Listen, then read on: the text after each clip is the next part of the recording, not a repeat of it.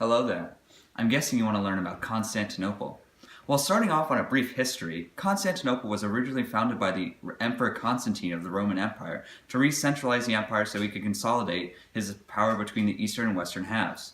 Once this became the seat of government for the Roman Empire, people flocked by tens of thousands to this new, economically powerful city.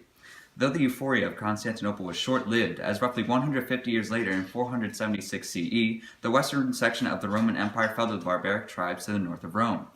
But the Eastern Roman Empire continued to grow larger and larger, with the city reaching 500,000 during the reign of Justinian but falling shortly after due to a plague. The only other notable event that centered around Constantinople during the medieval times was the Great Schism. The Byzantine Empire, as it came to be called, held control of the city until 1452, when the city fell to the Seljuk Turks and was renamed Istanbul. As you can see, we're actually not in Constantinople right now. We are on our way through the Silk Road when we got lost in the Himalayas. So going over the geography of Constantinople, the location was one of the strong suits of the city as it stood firmly between Asia and Europe, which granted a huge influence on trade, hence why we were moving along the Silk Road. This advantage was particularly due to the Bosphorus Strait, which was an extremely narrow point of entry to the Black Sea, which was easily controllable by anyone who had access to it. Almost all trade between North Africa, Asia, and Europe was controlled by the Byzantines because they had complete control of the goods that went to Asia through the Crimea. Constantinople was an ideal location because it was surrounded by the shore of the Bosphorus, Aegean, and Black Seas. These oceans also provided protection from water invaders, but it could also be taken as a negative connotation because Constantinople became a target during wars with other empires. Constantinople was the last remaining city of the Roman Empire, allowing its wealth and population to be sizable. In 518 CE, the population grew, and during Justinian's reign, it reached 500,000 people. In 541, the plague of Justinian hit, killing 40% of the city's inhabitants. The population fell again in 618 CE when Egypt stopped supplying grain because of the Persian Wars. The population grew again from 801 to 1000 CE to about 500 to 800,000.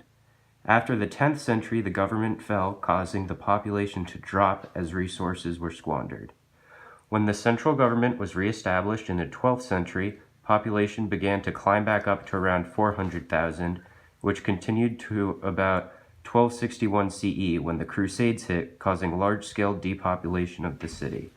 From 1261 to 1453, the population went from around 35,000 to 70,000, but the city only had a population about 50,000 when the Ottomans overtook it. Constantinople had an Islamic and Jewish presence, but was heavily Christian because it had been part of the Roman Empire and later was a part of the Byzantine Empire, both of which were very Christian. It became the prime center of Christianity, which was one of the causes for the Great Schism of 1054, as it further divided the East and the West aspects of the religion. Christian was still relatively new at the time, so pagan rituals were still followed and accepted at the beginning of Constantinople, such as Easter and thaumatology and theurgy rituals. Christianity became so important later on, though, that the emperor was seen as a religious figure and most of the population was Christian. There were many beautiful churches and monasteries throughout the city due to the importance of the religion, and the most prominent being the Hagia Sophia, a very large and impressive church. There were many languages spoken throughout Constantinople, including Greek, Armenian, Italian, lingua franca, Albanian, Bulgarian, Serbian, Turkish, Persian, and Arabic. This was largely due to a lot of the trade that went through the city, which led to so much cultural exchange. Constantinople was without parallel anywhere in Europe for 1,000 years in terms of technology, art, and culture. The art of Constantinople was heavily evolved out of the Roman style. However, rather than being as realistic as Roman art, the new art was much more abstract and symbolic. The subject of the art was much more mainly religious and having to do with the government. Constantinople was a major center of economic activity, with a trading network that at times extended into North Africa and Eurasia. Constantinople remained the single most important commercial center of Europe for much of the medieval era, mostly due to its strategic position commanding the northern trade routes between the Aegean Sea and the Black Sea, trading important commodities such as grain and silk. In AD 550, the Byzantine Emperor Justinian sent two monks to China, While there, they stole some silkworm eggs and smuggled them into Constantinople. From here on, the Byzantine Empire had silk widespread and even used silk as a form of currency at times, showing its importance to the Byzantine society. Oil, wine, salt, fish, meat, vegetables, other elementary products, timber, wax, ceramics, and woven cloth were also items of trade. The 8th and 9th centuries and part of the 10th century are generally described as being dominated by village communities consisting of peasant landowners who were collectively responsible for paying taxes to the state. The city Constantinople was centered around one sole emperor that connected both state and church. The emperor was a living representative of God and Jesus and would rarely be challenged. Some important leaders were Constantine I the Great, who defeated the Eastern Augustus Licinius to reunite the empire and made the crucial introduction of Christianity. Constantius II was a leader who built the Hagia Sophia. Leo I the Thracian made peace with Persia. Another leader, Justinian I the Great, reconquered Italy, North Africa, and parts of Spain. Constantine XI Palaiologus was a leader who lost Constantinople to the Turks. When Constantine constructed Constantinople, he realized that the structure of old Rome was crumbling. The structure of Constantinople was centered around two colonnaded streets, which intersected near the baths of Zeuxippus and Testratune. The city was also divided into 14 districts. The architecture in Constantinople was heavily influenced by Roman and Greek architecture. A large basis of their architecture, especially for churches, was the structure of complex domes resting on massive piers. They also used windows to filter light. 3 different types of churches were the dome churches, circular churches, and the basilican type of churches. The Hagia Sophia and the Hagia Irene are examples of dome churches, which showed the mathematical advancements of the time. Basilican type of churches were also known as the axial type, and a prime example of one of these churches was the Holy Sepulchre. An example of a circular church was the Antioch. The precursor to the Byzantine Empire was the Roman Empire, which had views regarding women which were detrimental. Wives could not divorce their husbands without a worthy reason, such as adultery.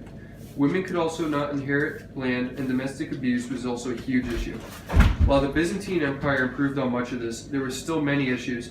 While it was still believed women were lesser than their male counterparts, they had more rights in some ways. They were more or less still bound to being housekeepers, but at the same time they could inherit property, and domestic violence was also stigmatized during this time period.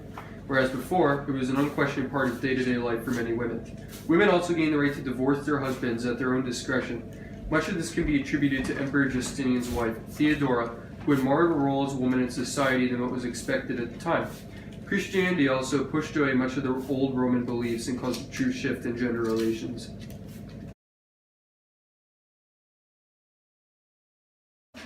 Our entry into Constantinople the Great was made about noon, or a little later, and they rang their bells until the very sky shook with the mingling of their sounds. When we reached the first gate of the king's palace, we found that there were about 100 men, with an officer on a platform, and I heard him saying, "Saracen, Saracen," which means Muslims. They would not let us enter, so he stayed at the gate. One of the Khatan's party sent a messenger, and he gave orders that we should enter, and assigned us a house near the Khatun's house. He wrote also on our behalf an order that we should not be abused wheresoever we went in the city, and this order was proclaimed in the bazaars.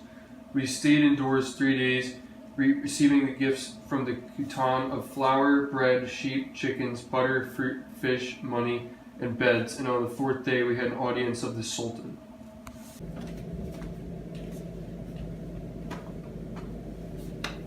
This is a custom of theirs. Every person who enters the king's presence, be noble or private citizen, foreigner or native, must be searched.